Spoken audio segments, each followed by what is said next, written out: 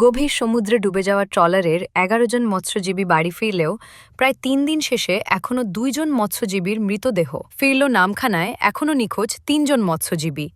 Trawler টেনে আনার চেষ্টা চলছে, তবে ইতিমধ্যে ফিরে আসা মৎস্যজীবীদের তোলা ভিডিও ভাইরাল হয়েছে।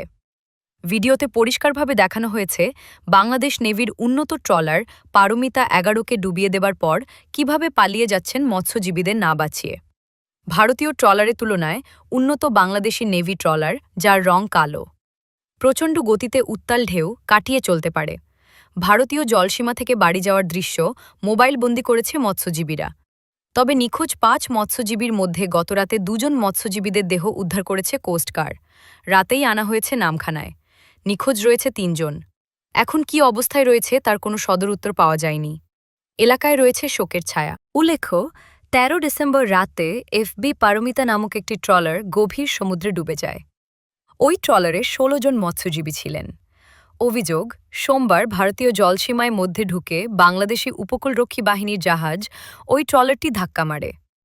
দেখুন, বাংলার নেভি আমাদের একটা ইন্ডিয়া ট্রলারকে মেরে দিয়ে দেখুন কি অবস্থা করে ডাইরেক্ট মেরে দিয়েছে।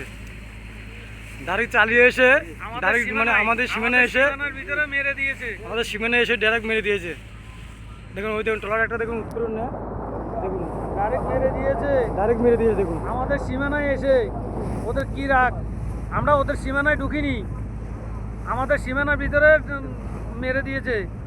দেখুন একদম পুরো লোক ১৭-১৮ জন বাকি থাকে, সবগুলো টেনশন নাই।